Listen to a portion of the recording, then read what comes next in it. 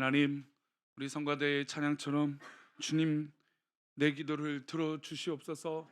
이 간절한 고백이 우리 성도들의 모두의 고백이 되게 하시고 우리들의 기도의 소원이 하나님 앞에 있을 수 있도록 복을 내려 주옵소서. 하나님, 이 시간 말씀을 나눌 때 우리와 함께하여 주시고 주님의 놀라운 은혜로 전하는 저에게, 듣는 우리 모든 성도에게 같은 마음 한 마음 허락하여 주옵소서. 함께 하실 것을 믿고 감사하며 거룩하신 예수 그리스도 이름으로 기도 올리옵나이다. 아멘. 아멘. 다 떠들고 가면서 모른 척하면 네. 아무리 좋은 제품이 있다 할지라도 그것을 내가 사용하지 않으면 아무 의미가 없습니다. 이제 지난주에는 제가 소비의 패턴에 있어서 우리는 지금 당장 필요한 것을 구입하기도 하고 있지만 요즘 소비는 갖고 싶은 걸 소비하는 게 소비 시대라고 말씀을 드렸어요. 근데 아무리 갖고 싶은 것이 있을지라도 지금 내가 그것을 활용하지 않고 사용할 줄 모르면 어떻게 될까요? 의미가 없는 것이죠. 아직도 우리 어른들이나 물론 뭐 저도 마찬가지지만 이 컴퓨터나 인터넷이 완벽하다라고 믿지 않아요. 뭔가 실수를 일으킬 수 있고 오류를 일으킬 수 있다라고 해서 이 전자제품이든 뭐든 절대적이진 않아라고 생각을 합니다. 그러니까 그만큼 의심을 한다라는 거죠. 그리고 내가 사용하지 않기 때문에 뭔가 저것은 뭔가 문제가 있을 수 있을 거야라고 생각을 하게 됩니다. 저는 요즘 이제 새벽 기도는 특별히 이제 전자책 같은 것을 이게 보고 설교 원고를 프린트하지 않고, 그러니까 종이도 뭐가 옳은 것인지 모르겠지만 환경을 위해서라도 뭐 어쨌든 종이를 이게 인쇄하지 않고 이 태블릿을 펴놓고 설교를 합니다. 근데 설교를 하다 보니까 이제 익숙해졌어요. 근데 제가 사실은 이것은 제가 한 10여 년 전부터 시도했던 건데, 주일 예배는 제가 이 전자책을 사용하지 않습니다. 왜냐하면 제 기억 속에 한번 이 강단에 올라갔다가 인터넷이 되지 않은 바람에 설교 원고를 이렇게 띄워놓은 게 날아가니까 너무 당황하는 모습을 이 성도들에게 보여주는 것 같아서 이건 안 되겠다. 백에 하나 만에 하나 나의 실수든 오작동이든 문제가 있을 때는 이건 은혜가 안 된다 해서 적어도 주일 대예배만큼은 원고를 들고 이렇게 설교를 합니다. 물론 웬만한 건 다 외우고 있음에도 불구하고 그렇게 한 이유는 왠지 불안해서 그것을 선택하지 않는 것이죠. 우리 성도님들도 이런 것뿐만 아니라 내가 왠지 불안한 것 때문에 선택하지 않는 것들이 꽤 있을 거예요. 저게 과연 가능할까? 저게 뭐 맞을까? 라는 것이죠. 그런데 그럼에도 불구하고 우리가 선택하고 나아갈 수 있는 건 절실할 때 가능해요. 우리가 뭐 여기서도 우리 성도님들 항암 치료를 받아보신 분들은 아시겠지만 신약이 나오면 뭐 이게 보험이 적용이 안 돼서 뭐 약값만 해도 뭐 몇백만 원, 몇천만 원 합니다. 근데 그런 약이 있다고 할 때 만약에 나에게 효과가 있을 수도 있다라고 하는 전제 조건의 소개를 받더라면 어떠한 할 수 있는 능력이 있다면 그걸 어떻게든 나에게 적용을 시켜보려고 하는 것이죠. 즉 절실함은 바로 그런 행동으로 바꿀 수 있다라는 겁니다. 근데 반대로 절실함도 없고 아무리 필요하다라고 느끼지 않으면 그거는 뭐 사용할 이유가 없고 쓸 이유도 없고 돈 쓸 이유도 없는 것입니다.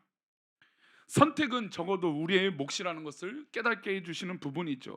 하나님께서 우리에게 좋은 것을 주셨지만 우리가 그것을 선택하고 살아가는 기쁨을 우리에게 주셨는데 우리가 어떻게 하면 이것을 잘 선택하고 나아갈 수 있느냐라는 것은 우리의 몫이라는 겁니다. 이런 선택을 할 때 중요한 방법이 있습니다. 일단 눈으로 보는 것입니다. 이것이 좋은 것인지 아닌지 보는 것이죠. 그래서 큰 기업일수록 뭘 만드냐면 소위 말하는 디스플레이 매장을 만들어 놓습니다. 즉 구경하는 매장을 만들어 놔요. 그래서 와서 보라는 겁니다. 그리고 한번 만져보라는 것이죠. 우리 성도님들이 유명하다 대기업이라고 하는 그 기업들을 떠올리면 다 큰 매장들을 갖고 있어요.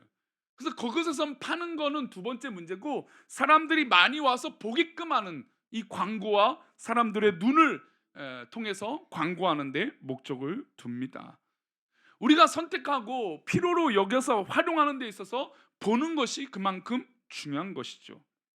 근데 이 보는 것이 우리 믿음의 눈에서는 중요한 선택의 요소가 되는데 잘 봐야 됩니다. 아브라함은 하나님께서 명하신 곳으로 나아갔습니다. 그런데 여러 가지 어려움이 있었죠. 막상 하나님께서 명령하신 땅으로 갔더니 기근이 있었어요. 기근이 있으니 이 땅에서 못 살겠다 해서 애굽으로 갑니다. 애굽으로 갔어요. 근데 애굽으로 갔더니 그곳 사람들이 이 아내를 너무나 탐할 것 같고 이 우리 가정을 공격할 것 같아서 아내를 누이라고 속이고 싶은 절박한 마음으로 아내에게 얘기를 했습니다. 사실 거짓말이죠. 아무리 좋은 것이라도 거짓말을 할 수밖에 없었던 그런 상황이 이 애굽으로 가는 아브라함에게 벌어졌을 때 아브라함의 마음은 아마 굉장히 어렵고 힘들었을 것입니다. 그리고 늘 따라다니는 혹 같은 존재가 있었습니다. 누구죠? 롯이에요. 이건 뭐 맨 처음에 고향 땅을 떠났을 때 삼촌 따라온다고 해서 좋은 쪽으로만 생각했는데 막상 지내다 보니 불편하고 어려운 거예요. 시시건건이 사고가 일어나고 롯을 통해서 뭔가 좋은 덕이 안 쌓여지는 것이죠. 오늘 본문이 되는 이 창세기 13장에서도 분란이 일어납니다. 아브라함 가정에 물질이 좀 있었어요. 그리고 롯에게도 있었습니다. 그리고 이 양이나 목축을 하는 하인들, 종들이, 목자들이 있었어요. 근데 아브라함의 종과 롯의 종이 막 자꾸 싸우는 거예요. 영역 싸움을 하고 뭐 물 가지고 싸움을 하고 어디가 더 좋은 목초지인지 갖고 싸우는 거예요. 그래서 아브라함이 롯에게 이 유명한 말을 합니다. 우리 창세기 13장 9절인데요. 우리가 잘 알고 있는 말씀이죠. 우리 함께 읽어보겠습니다. 시작. 자하면 나는 우하고 내가 우하면 나는 자하리라. 아브라함은 조카 롯에게 선택을 하라고 배려합니다. 야, 네가 자하면 나는 우할게. 네가 만약에 우하면 내가 자할게. 네 지금 보이는 땅 다 보이잖아, 그지? 이 좋은 땅에서, 이 보이는 땅에서 너가 선택하면 나는 그 반대에 가서 싸우지 말고 살자라는 것이에요. 저는 사실 이게 어렸을 때 말이 아브라함이 참 성숙하니까 이렇게 배려를 할 수 있구나라고 생각하는데 가만 이 말씀을 계속 묵상할수록 두 가지가 마음에 걸려요. 하나는 이 혹 같은 롯은 어쩜 이렇게 양보를 한 번 안 하는 거예요. 삼촌이 늘 데려다 주고 이렇게 부자가 된 것도 삼촌의 덕분인데 이건 뭐 양보해주면 덥석석도 다 받아가는 거예요. 뭔가 고맙다는 말도 안 해요. 성경을 보면 아유 삼촌 고맙습니다. 아유 당신 하나님 아브라함 당신이 믿는 하나님이 정말 놀랍습니다. 뭐 이런 신앙 고백조차도 나오질 않아요. 그저 그냥 아브라함이 배려해주면 얼싸구나 하고 얼씨구나 하고 그냥 다 받아 자기가 챙기는 것이죠. 그러면서 아브라함은 자괴감이 들지 않을까요? 내가 이렇게까지 굳이 배려를 할 필요가 있는가? 조카 롯이니까 따끔하게 혼낼 수도 있잖아요. 야, 니네 목자도 잘못했잖아. 내 목자도 잘못했지만 너의 목자들도 문제가 있는 거야. 이렇게 싸움 나면 안 되지. 우리 잘 살아보자. 이래도 될 수 있는 위치 아니겠습니까? 근데 아브라함은 그런 마음이 없어요. 그러니까 조카 롯은 그럴 의도도 없죠. 그냥 그럼 난 우하면 되겠네. 삼촌이 배려해주고 선택하라 쓴 건 얼씨구나. 내가 선택해야지 합니다. 아브라함의 진심 어린 마음은 사실 롯이 떠나기를 바랬을까? 저는 그렇지 않았다고 봐요. 그 전 구절을 보면 아브라함은 이런 표현을 씁니다. 우리 8절 말씀인데요. 함께 보겠습니다. 시작.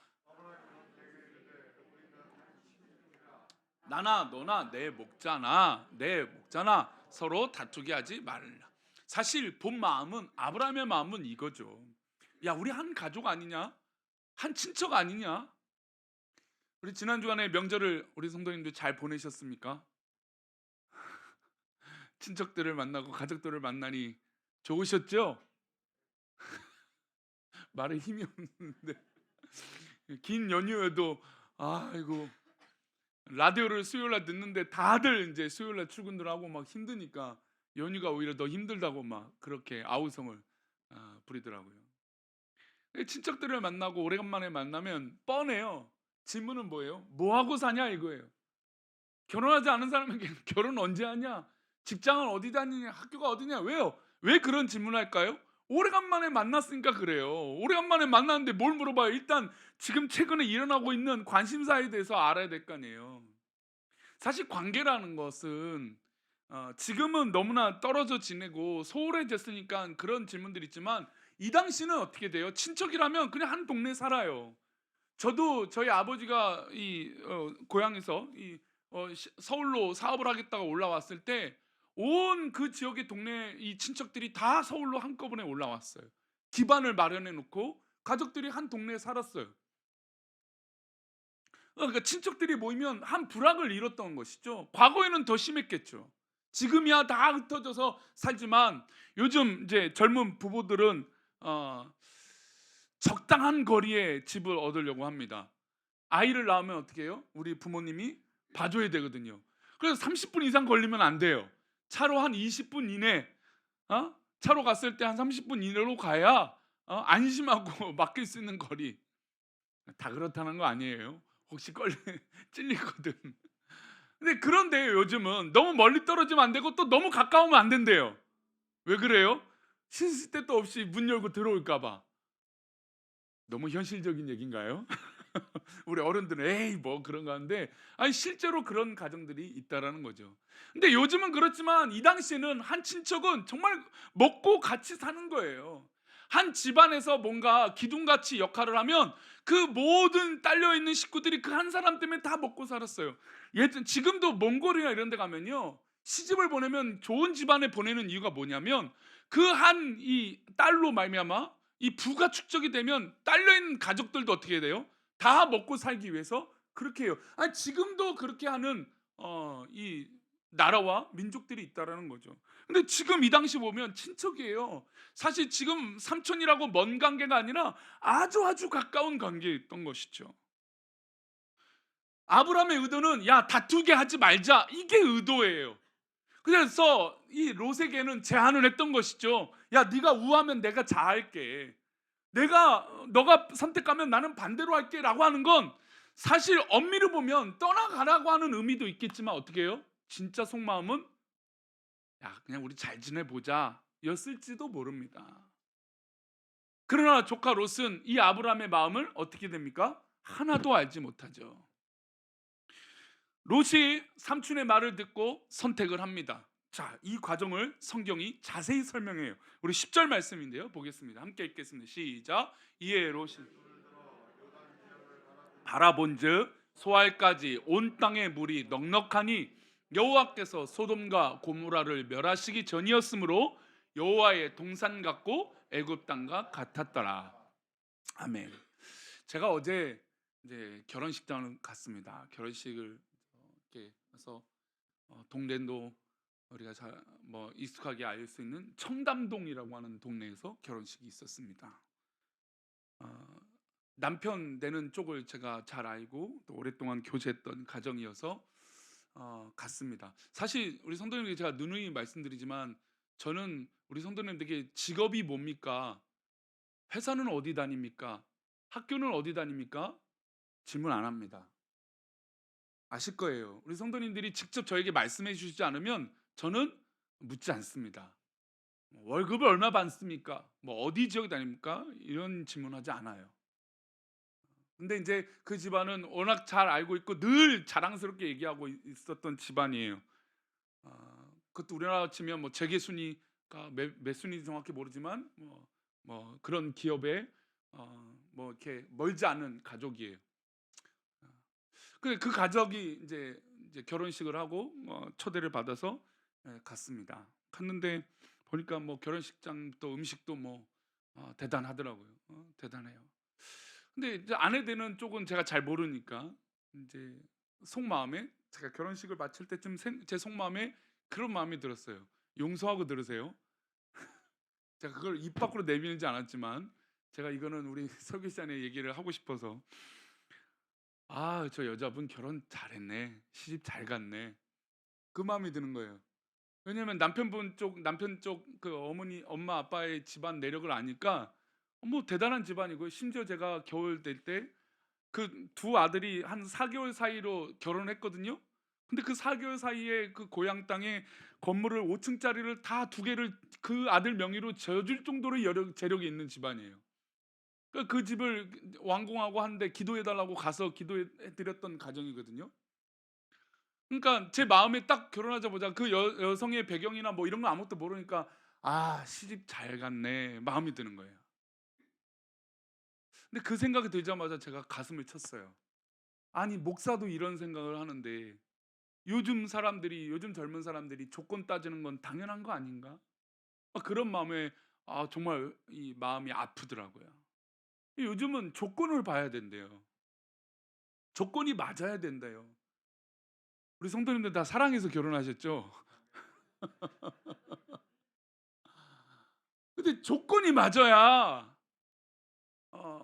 이 뭔가 비슷하거나 나보다 나아야 결혼할 수 있다라고 생각하는 거예요.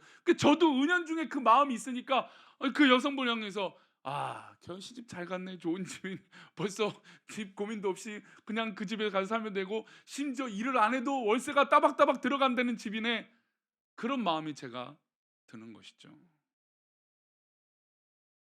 지금 우리 사회가 이런 쪽의 판단으로 눈이 이 목사에도 그런 마음이 들 정도로 죄송합니다. 이 목사만 그런 생각이 들지는 모르겠습니다만 그럴 정도로 사회는 기준과 조건에 대해 너무 많이 타락했다는 것을 볼 수가 있어요.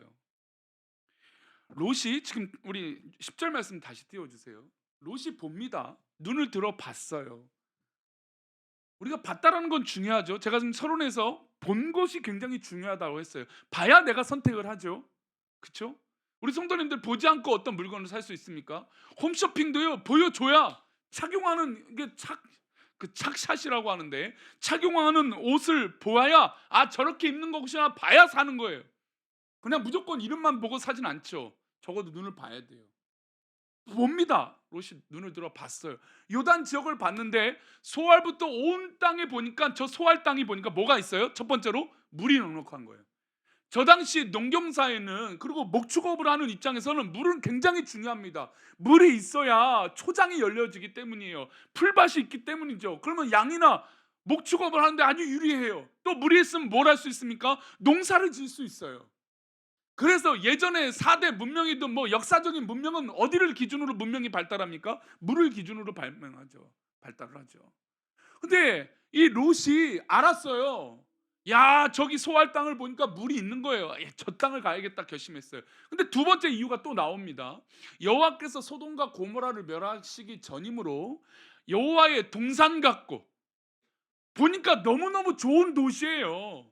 그리고 두 번째로 어떤 땅과 같았어요? 애굽 땅과 같았어요. 얼마 전에 삼촌 아브라함이 자신의 아내를 누이라고 속였던, 그래서 기근을 피해서 애굽으로 갔던, 애굽에는 나일강이 흐르고 홍해가 있으니 엄청나게 좋은 땅을 봤어요. 롯이 눈이 한번 뜨인 거죠. 야, 좋은 땅이 과연 무엇인가, 부동산이 뭐가 좋은지 알게 된 것이죠. 롯이 그 경험을 했습니다. 좋은 땅, 물이 있어야 된다. 좋은 땅, 뭔가 건축물이 있어야 된다. 여호와의 동산 같다라는 건 보호할 수 있는 어떤 그런 성 같은 존재가 있었다라는 겁니다. 애굽 땅과 같이 좋은 땅이에요. 그러면 누가 봐도 어떤 땅을 선택하는 게 지혜로울까요? 당연히 지금 이 소알까지 이르는 이 소돔과 고모라 땅을 선택하는 건 어떻게 보면 당연한 이치예요. 성도님들이 만약에 이 사건의 결론을 알고 있으니까 저 땅은 문제가 있는 것이고 하나님 기뻐하시지 않는 것이냐 아니까 이런 것인데, 저는 근본적인 질문은 이 롯은 아브라함의 배려를 믿음으로 받지 않았다라는 겁니다. 이 길을 걸어가는 데 있어서 아브라함의 배려를 하나님의 길로 받아들이지 않았다라는 것이 보여지고 있는 것이죠. 그러니 당연히 하나님의 길로 보여지지 않니 누구 눈에 보이는 것이 좋습니까? 자신의 눈에 보기 좋은 것을 선택하는 건 어떻게 보면 당연한 것입니다. 물이 있어요. 여호와의 동산 같아요. 애굽 땅과 같이 번성한 땅이에요. 당연히 그 땅이 좋죠. 그 땅을 차지할 수만 있다면 조카 롯은 뭐 정말 모든 재산을 털어서라도 그것을 해야 되죠. 얼마 전에 막 한참 그 유명했던 드라마가 한 편이 보니까 그것이 2, 30년 전으로 돌아가는 인생을 사는 거였어요. 우리 성도님들, 우리에겐 그런 일이 없지만 만약에 20년 전에 돌아가면 뭘 하겠습니까? 우리 젊은 사람들에게 물으면 비트코인 산대요. 아, 이제 웃지 않으신가? 우리 성도님들은 전혀 관심이 없는 부분들이에요. 좋습니다. 몇 년 전에 돌아간다면 그거 한다라는 거예요. 왜요? 그때는 몰랐다라는 거죠. 내가 몰라서 저것이 좋은 건지 몰랐다는 겁니다. 근데 지금 롯은 경험을 했어요. 애굽 땅에 갔더니 좋은 조건이 물하고 좋은 성이에요. 사람들이 몰려 있는 것에 돈이 된다는 걸 알아요. 그러니 어떻게 보면 롯은 참 지혜로운 선택을 한 것이죠. 아브라함의 배려는 조금도 기쁘지 않고 자신이 가야 될 땅을 향하여 그 소망을 품었습니다. 눈에 보이는 것이 최상의 선택일 것입니다. 하지만 아무리 눈에 보기 좋아도 귀에 들리는 말이 좋을지라도 이 문제가 있는 것을 놓쳤습니다. 13절 말씀입니다. 함께 읽겠습니다. 시작. 소돔 사람은 여호와 앞에 악하며 큰 죄인이었더라. 조카 롯은 모든 것은 잘 봤어요. 물이 있고 좋은 성이고 사람들이 몰려 있어요. 좋은 판단을 했습니다. 그러나 영적 판단을 하지 못했던 것이죠. 그 땅이 누구 앞에요? 여호와 앞에 악했습니다. 그리고 좀 전에 읽었지만 이 땅은 결국 멸망받을 그런 죄악이 가득한 땅이었다는 것을 놓쳤다는 것이죠. 그러니 믿음의 사람은 그 길을 걸어가는 선택에 있어서 그 길이 여호와 앞에 있는지 없는지를 고민해야 될 줄 믿습니다. 왜 우리가 기도받습니까? 왜 우리가 목사님에게 기도 요청을 하고 또 믿음의 선배들에게 기도 요청을 하는 이유는 뭡니까? 내가 기도하지 못해서요? 아니에요. 함께 기도함으로 그 기도의 제목이 여호와 앞에 있기를 바라기 때문이에요. 성도님들이 가끔 자가용을 새로 구입하거나 아니면 또 이사를 가게 되면 우리가 지금 신방을 계속 미뤄왔지만 이제 3월 달에 대신방을 시작하면 이사한 집과 모든 가정에 이제 신방을 하게 될 겁니다. 가정에 가서 왜 기도합니까? 뭐 목사가 하면 뭐가 특별한 일이 벌어지나요? 아니에요. 그런 일은 없습니다. 그런데 중요한 건 그 모든 순간을 여호와 앞에 두기 때문에 기도받는 것이죠. 성도님들 그렇지 않습니까? 성도님들 기도를 받는 이유가 무엇입니까? 제가 무슨 능력이 있어서 제가 기도하면 병든 사람이 낫고 아멘! 그러면 좋겠지만 그럴 때도 있어요. 실제로 우리 성도님이 목사님 기도받고 다음날 잠을 잘 잤어요. 그래요. 근데 그 능력은 제 능력이 아니죠. 여호와 앞에 있는 것이죠. 여호와 앞에 악한 것이 문제였어요. 조카 롯은 이 영적인 판단을 놓쳤던 것입니다. 가장 중요한 선택인 것이죠. 우리 믿음의 사람에게는 이 선택이 있어요. 믿지 않는 사람들은 당연히 좋은 땅, 물이 있는 땅, 저 소돔과 고모라 땅, 사람 많이 모이고 비싼 땅, 그 땅이 좋은 땅이죠. 그러나 하나님 앞에는 저 땅은 멸망받을 땅이라는 것입니다. 그러니 우리는 우리의 선택과 우리의 길을 가는 데 있어서 중요한 건 눈에 보이는 것이 다가 아니라는 걸 늘 결심하고 명심해야 됩니다. 에덴 동산에서 아무리 뱀이 좋은 말을 해서 선악을 알게 하는 나무가 아무리 좋아 보여도 만약에 하나님의 뜻을 구했다면 그런 죄를 범하지 않았을 것입니다. 영적인 판단이 필요하다는 것이죠. 롯에게는 이것이 바로 문제였어요. 흥분하고 판단하고 선택을 본인이 다 해놓고 애굽 땅같이 좋은 땅으로 해놓고 전쟁에서 지고 포로가 되기도 하고 그 땅이 멸망당하는 꼴을 보기도 하고 아내는 소금 기둥이 돼서 그냥 생이별을 하게 되고 이런 결과가 바로 이 영적인 판단 하나를 놓쳤기 때문이라는 것이에요. 그러면 믿음의 사람들은 하나님께서 어떻게 돌보아 주실까요? 조카 롯이 이제 떠났습니다. 아, 좋은 땅 잘 선택했어요. 근데 하나님께서 땅을 양보하고 조카 롯에게 끝까지 선을 베푼 이 아브라함에게 하나님께서 나타나셨어요. 말씀하십니다. 창세기 13장 14절이에요. 함께 읽겠습니다. 롯이 아브라함을 떠난 후에 여호와께서 아브라함에게 이르시되 너는 눈을 들어 너 있는 곳에서 북쪽과 남쪽 그리고 동쪽과 서쪽을 바라보라. 17절 말씀도 이어서 읽어보겠습니다. 17절 말씀 시작. 너는 일어나 그 땅을 종과 횡으로 두루 다녀봐라. 내가 그것을 내게 주리라. 보세요. 사실 이 지금 14절 말씀 다시 띄워주면요, 아브라함이요 조카 롯에게 네가 자하면 나 우할게 라고 하는 의미랑 14절 말씀 다시 한번 띄워주세요. 라는 말씀이랑 비슷한 게 나와요. 롯이 아브라함을 떠난 후에 여호와께서 아브라함에게 이르시되 너는 눈을 들어 너 있는 곳을 북쪽과 남쪽 동쪽과 서쪽, 그러니까 이쪽과 저쪽을 다 보여주시는 거예요. 그런데 이 말씀의 주체가 누구입니까? 하나님이신 것이죠. 지금 가나안 땅을 보시고 이 땅과 저쪽 모든 땅을 주시겠다라고 하나님의 놀라운 인도하심이 아브라함에게 있습니다. 그리고 그 땅을 다 주겠다라고 하나님 약속하는 것이죠. 여기는 분명한 차이가 있어요. 똑같이 눈을 들었습니다. 롯도 눈을 들었어요. 아브라함도 눈을 들었습니다. 똑같이 눈을 들어 판단하는데 이 판단은 내가 하는 것과 하나님이 하신 것은 다르다는 것이에요. 하나님이 하셔서 아브라함의 눈을 들게 하신 후에 이 모든 땅을 내게 주겠다라고 약속하신 것이죠. 그러니 지금도 아브라함의 후손인 유대인들이 어떻게 하면 저 팔레스타인 땅을 다 차지할까 전쟁을 불사고 하는 이유가 바로 이것 때문이에요. 그 땅을 하나님 주셨다라는 것이죠. 물론 이것에 역사적인 분명히 오판과 또 잘한 것도 있겠지만 분명한 것은 이 말씀이 주는 영향력이었다라는 것은 부인할 수 없는 사실이에요. 아브라함이 하나님께서 주신 이 약속을 붙들고 하나님 앞에 이 모든 것을 두고 자신의 눈을 들었습니다. 하나님의 눈이 뜨여지니까 이 땅과 저 땅과 뭐 방향과 서쪽과 동쪽과 뭐 북쪽과 남쪽 아무 상관없는 것이죠. 즉 여기에는 조건이 없습니다. 물이 있다라고 하는 좋은 조건이 있습니까? 뭐 애굽 땅 같이 좋은 땅이라고 조건이 있습니까? 아무것도 없어요. 그냥 네가 다니면 다 네 땅이야라고 하는 하나님의 말씀밖에 없는 것이죠. 그러나 믿음의 사람은 이 하나님 앞에 있는 그 말씀을 붙들고 나아가는 것인 줄 믿습니다. 우리 인간이 보기에 좋은 것이 아니라 하나님 보시기에 좋은 것을 우리에게 주시는 것이죠. 거기서 예배하는 겁니다. 아무리 자갈밭이고 어려운 길일지라도 하나님 주신 그 길이라면 그때부터 그 길은 영광의 길인 줄 믿습니다. 물론 힘들죠. 자갈길이 뭐가 좋습니까? 비탈길이 뭐가 좋습니까? 어려워요. 그러나 그 길 끝에 하나님 계시고 하나님이 우리를 향하여 두 팔 벌려 개고 계신다면 우리는 그 길을 향하여 달려가는 것이죠. 그리고 아브라함이 거기서 무엇을 하는지 아세요? 아브라함이 그 말씀 끝에 이렇게 행위를 합니다. 창세기 13장 18절인데요. 함께 읽겠습니다. 이에 아브라함이 장막을 옮겨 헤브론에 있는 마브레 상수리 숲에 이르러 거주하며 거기서 여호와를 위하여 제단을 쌓았더라. 할렐루야. 여기서 중요한 표현이 있어요. 거기서 여호와를 위하여.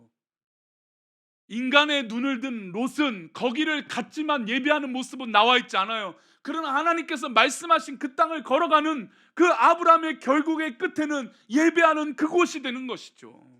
성도님들, 그곳에서 예배하시기를 축복합니다. 그곳에서 나의 눈의 영적인 영안이 열리기를 축복합니다. 눈에 보이는 것이 다가 아니라 하나님 보여주시는 것이 전부인 줄 믿습니다.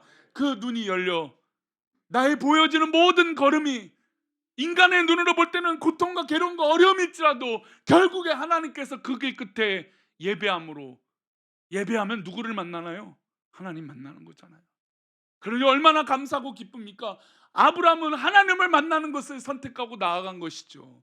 그러니 우리 성도님은 모든 지경에 하나님을 만나시는 놀라운 은혜가 있기를 축원합니다. 올 한 해 정말 그렇게 눈에 보이는 것이 다가 아니고 영적으로 판단하고 영안이 열리시기를 축원합니다. 아멘. 우리 다 같이 일어나셔서 우리 예수 늘 함께 하시네. 우리 이 가사를 보시면 이래요. 힘겨운 날도 어려운 오늘 하루도 지나간 아픔도 마주할 이 악한 세상도 우리 하나님 아시고 우리의 길을 인도하여 주신 줄 믿습니다. 우리 그런 마음으로 찬양하겠습니다.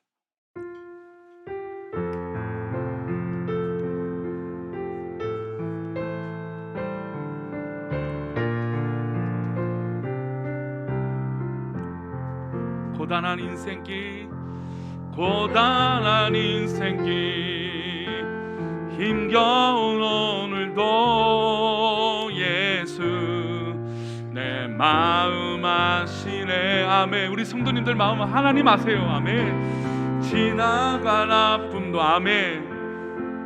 마주할 세상도 예수 내 마음 아시네. 하루를 살아도 기쁨으로 살아갑시다.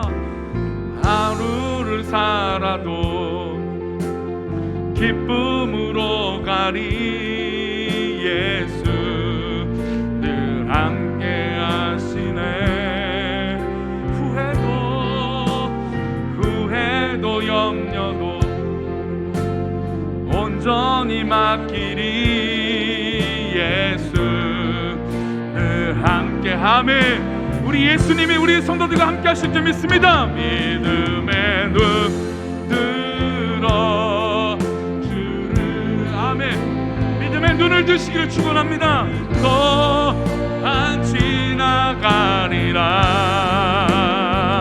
주어진 내 삶의 시간 속에 주의 뜻 알 믿음의 눈을 들게 하여 주옵소서. 믿음의 눈 들어 주님을 봅시다. 이 또한 지나가리라. 아멘. 아멘. 주어진 내 삶의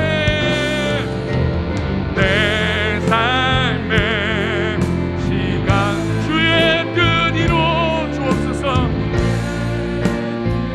우리 시간 우리 짧게 한 1분 정도만 기도하겠습니다. 하나님, 내 삶에 주의 뜻을 알게 해주셔서 이 길을 어렵게 가는 것이 아니라 하나님과 함께함으로 그 길을 걸어가게 하여 주옵소서. 나의 눈이 뜨여 영적인 눈이 열려지게 하여 주옵소서. 내 눈이 영원히 열리게 하여 주옵소서. 우리 그런 모든 환경과 여건이 되게 해달라고 이 시간 다 같이 하나님 앞에 기도합니다. 다 같이 기도합니다. 하나님 아버지, 우리가 우리의 영혼이 열려 우리의 판단과 우리의 생각이 주 앞에 있기를 원합니다. 하나님, 믿음의 눈을 들어 주 알게 하여 주시옵소서. 믿음의 눈이 뜨여 주님과 함께 걸어가는 믿음의 삶이 되게 도와주옵소서. 주여,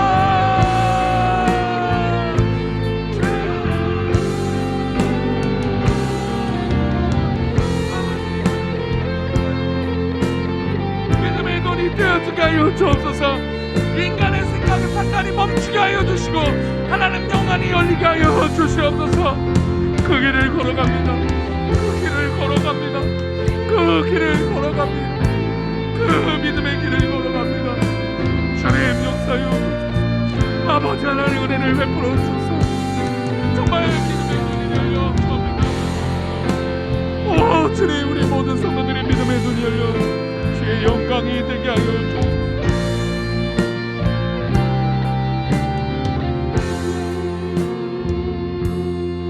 하나님, 우리 성도들의 하루를 살아도 기쁨으로 살아갈 수 있는 그 은혜가 있게 하여 주시옵소서. 우리의 삶이 정말로 어렵고 힘들고 이 배은망덕한 조카 롯처럼 모든 세상은 우리를 그렇게 괴롭히지만 하나님, 우리가 그것을 바라보는 것이 아니라 하나님께서 나에게 보여주신 그것을 보게 하여 주시고 하나님께서 나에게 열어주신 그것을 보게 하여 주셔서 눈에 보이는 것이 다가 아니라 영적인 영안이 열려 우리의 길을 걸어갈 수 있도록 은혜를 베풀어 주옵소서. 우리의 성도의 길이 그렇게 열려지길 원하오니 주님 함께하여 주시고 축복하여 주시옵소서. 우리 귀한 성도들과 늘 함께하여 주시며 늘 동행하여 주셔서 주의 길로 인도하여 주실 것을 믿고 감사하고 거룩하신 예수 그리스도 이름으로 기도 올려옵나이다. 아멘. 이제는 우리 주 예수 그리스도의 은혜와 아버지 하나님의 크신 사랑과 성령님의 감화 감동 위로 교통하심이 오늘 말씀을 듣고 우리의 눈의 판단이 눈에 보이는 것이 전부가 아니라 믿음의 사람은 믿음의 눈이 열려야 될 줄 믿사오니 우리 예배를 드리는 모든 성도들에게 믿음의 눈이 열리게 하나님, 모든 세상을 바라볼 때 믿음의 눈으로 바라보게 하여 주옵시고 그 눈을 사모하는 모든 믿음의 백성들 위해, 자녀들 위해, 온 가족들, 식구들, 자녀들, 가정들 머리머리 위에, 우리 손자, 손녀 모든 자녀들 머리머리 위에, 특별히 이 나라 이 민족 위에 이제로부터 영원까지 함께 계시기를 간절히 축원합나이다. 아멘.